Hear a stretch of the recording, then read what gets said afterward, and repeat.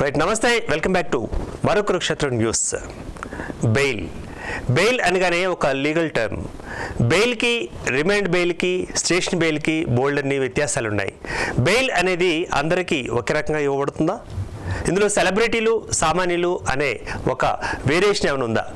సామాన్యులకు ఒక బెయిల్, సెలబ్రిటీలకు ఒక బెయిల్, రాజకీయ నాయకులకు మరొక బెయిల్ అన్న తీరు ఏమన్నా రాష్ట్ర ప్రభుత్వ హయాంలో నడుస్తుందా? గడిచిన కాలంలో కానీ ఇప్పుడు నడుస్తున్న సంఘటనల నేపథ్యంలో కానీ బెయిల్ ఇవ్వడంలో తారతమ్యాలు వస్తున్నాయి, బయటికి వ్యత్యాసాలు బయటికి వినిపిస్తున్నాయి అన్నది మనం చూస్తున్నాం.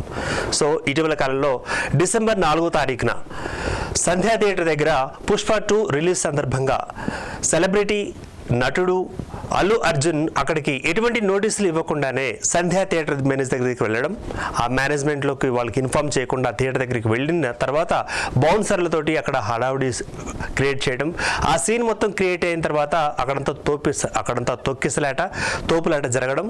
ఇదంతా జరిగిన తర్వాత రేవతి అనే ఒక సినిమా ప్రేక్షకురాలు, ఒక భార్య చనిపోవడం, ఆ భార్యతో పాటు మళ్ళీ వాళ్ళ యొక్క కొడుకు చనిపోవడం,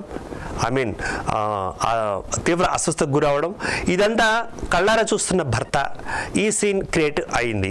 సో ఇదంతా జరిగిన తర్వాత A11గా అల్లు అర్జున్ని అందులో క్రియేట్ చేసి A11గా ఆయనకు కోర్టుకు హాజరుపరచడం జరిగింది. అటు తర్వాత కోర్టులో మళ్ళీ 14 రోజుల పాటు రిమాండ్ విధించడం జరిగింది. అటు తర్వాత మళ్ళీ బెయిల్ కూడా రావడం జరిగింది. ఈ రోజున బయటకు వచ్చారు అన్న వార్త మనకు వినిపిస్తోంది. సో ఈ క్రమంగా మనం చూసినట్లయితే అల్లు అర్జున్కి మధ్యంతర బెయిల్ ఉత్తర్వు వచ్చిన తర్వాత ఎన్ని గంటలకు టపా అక్కడికి వెళ్ళింది. టపా వెళ్ళిన తర్వాత 10 గంటల 30 నిమిషాలకు వెళ్ళినట్లుగా తెలుస్తుంది మనకి. ఇది చంచల్గూడ జైలుకి వెళ్ళిన తర్వాత టైం దాటిపోయింది కాబట్టి 11 గంటలు అవుతుంది కాబట్టి ఈ రాత్రి ఇక్కడ ఉండండి అంటూ ఆయనకు జైలు శిక్షలో భాగంగా అక్కడ ఉంచడం జరిగిందంటూ కూడా వార్తలు మనకు వినిపిస్తున్నాయి. అయితే తెల్లవారుజామున ఆయన్ని విడుదల చేస్తారు, లేదా తెల్లవారుజామున లేకపోతే మరుసటి రోజు ఈ రోజు విడుదల చేస్తారంటూ మనకు వచ్చిన సమాచారం. మరి ఇప్పటికే ఎన్ని గంటలకు ఆయనకి బెయిల్ ప్రకారం బయటికి రావడం జరిగింది? ఆయనకి ఒక బెయిల్ మీద బయటకు వచ్చేటప్పుడు జరగవలసిన అక్కడ ఆ ప్రాసెస్ అంతా సరిగ్గా జరిగిందా లేదా, అంటే ఆరోగ్యంగా ఉన్నాడా లేడా అన్న విషయాన్ని జైల్లో వేసేటప్పుడు మనం రిపోర్ట్ తీసుకోవడం చూసాం పోలీసులు. అదేవిధంగా అక్కడ వైద్యులు కూడా ఉంటారు. సో విడుదల చేసేటప్పుడు లేదా బెయిల్ మీద బయటకు పంపేటప్పుడు సేమ్ అదే ప్రాసెస్ జరగాలి, ఇక్కడ జరిగిందా లేదా అన్నది బోలెడన్ని అనుమానాలకు తావిస్తోంది. అదేవిధంగా టిఫిన్ పెట్టి బయటకు పంపించారా, లేదా వైద్య పరీక్షలు అన్ని చేసిన తర్వాత బయటకు పంపించారా, లేకపోతే అనుమతిగా బయటకు పంపించారా అన్న విషయం ఇప్పుడు వైరల్గా మారిన అంశం. సో ఎన్ని గంటలకు బయటకు వచ్చారన్న అంశాన్ని మరి పోలీసులు లేదా వైద్య శాఖ వాళ్ళు కొంచెం గుప్తంగా ఉంచినట్లుగా మనకి బయట తెలుస్తోంది. సెలబ్రిటీ విషయంలో ఇవన్నీ చోటు చేసుకుంటాయా అన్న అనుమానం కూడా పూర్తి స్థాయిలో ఇక్కడే వినిపిస్తోంది. సామాన్యులకు ఒక చట్టం, సెలబ్రిటీలకు మరొక చట్టం, ఒక బెయిల్ వారికి, వీరికి ఒక బెయిల్ వీరికి, అలా ఈ 2 రకాలైన సందిగ్ధమైన అంశాలు ఇక్కడ బయటకు వస్తున్నాయి. మొత్తం మీద అల్లు అర్జున్కి సంబంధించిన అరెస్ట్ అయిన తర్వాత మళ్ళీ బెయిల్ మీద బయటకు రావడం అన్న క్రమం ఇక్కడ అనుమానాస్పద విషయంగా మారింది. సంచలనంగా ఒక గ్రేట్ న్యూస్ అయింది. మొత్తం మీద ఇంటికి వెళ్ళిన తర్వాత ఆయన కుటుంబ సభ్యులతో మాట్లాడడం, కలవడం, ఆ తర్వాత మళ్ళీ అక్కడ ప్రెస్ మీట్లో నేను కోర్టులో ఉంది కాబట్టి ఈ యొక్క ఇష్యూ దీని మీద కామెంట్ చేయకూడదు అని చెప్పడం, ఇవి కూడా గబగబా సోషల్ మీడియాలో బయటకు వచ్చేసాయి. సో ఇదంతా జరగడానికి ముందు ఉదయం 6 గంటలకు ఆయనకు బెయిల్ ప్రకారం లేదా మధ్యంతర బెయిల్ ప్రకారం 6 గంటలకు బయటకు వచ్చారా, 6 గంటల ముందు బయటకు వచ్చారా, 7 గంటలకు వచ్చారన్నది సమయం మాత్రం ఏ విధంగా తెలియటం లేదు. సో దీని మీద బోల్డెన్ అనుమానాలు ఉన్నాయి.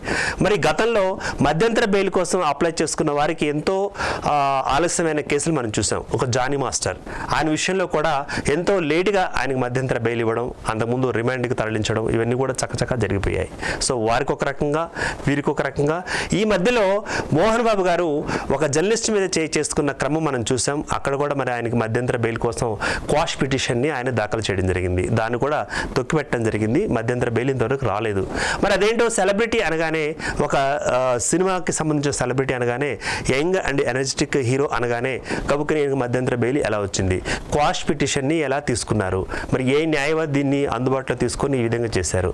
మొత్తం మీద చూస్తూ ఉంటే బెయిల్ అనేది మనకి ఒక చుట్టంగా మారిందా, సామాన్యులకేమో దూరపు చుట్టంగా మారిందా, సెలబ్రిటీకి మాత్రం దగ్గరపు చుట్టంగా మారిందా మారిందా? చట్టం అందరికీ సమానమే అని మనకు చెబుతోంది, కానీ కొంతమందికి మాత్రం బాగా అందుతోంది ఆ చట్టం యొక్క సహాయం, మరికొంత మాత్రం దూరం అవుతున్న పరిస్థితి. ఇవన్నీ జరుగుతూ ఉంటే ఈ రేవతి ఎవరైతే ఉన్నారో అక్కడ మృతురాలు భర్త కేసు వెనక్కి తీసుకున్నట్లుగా కూడా వార్త వస్తుంది. ఇది ఎంతవరకు నిజం? ఒకవేళ భయాందోళనకు గురి చేశారా, ఒత్తిళ్లకు గురి చేశారా, కేసు వెనక్కి తీసుకోండి అని చెప్పడం జరిగిందా? ఇదంతా క్రమంగా మనకు కనిపిస్తోంది. సో పుష్ప 2 కానీ పుష్ప 1 కానీ ఈ సినిమాను ఒకసారి మనం గమనించినట్లయితే, సో అందులో ఆయన ఒక స్మగ్లర్, ఎర్రచంద్రపు స్మగ్లర్, ఒక స్వాతంత్ర నాయకుడు కాదు, ఒక స్వాతంత్రంలో పనిచేసిన ఇతను కాదు, లేకపోతే తెలంగాణ స్వాతంత్ర యోధుడు కాదు, ఒక సినిమాలో ఉండవలసిన జైంట్ క్యారెక్టర్ కాదు.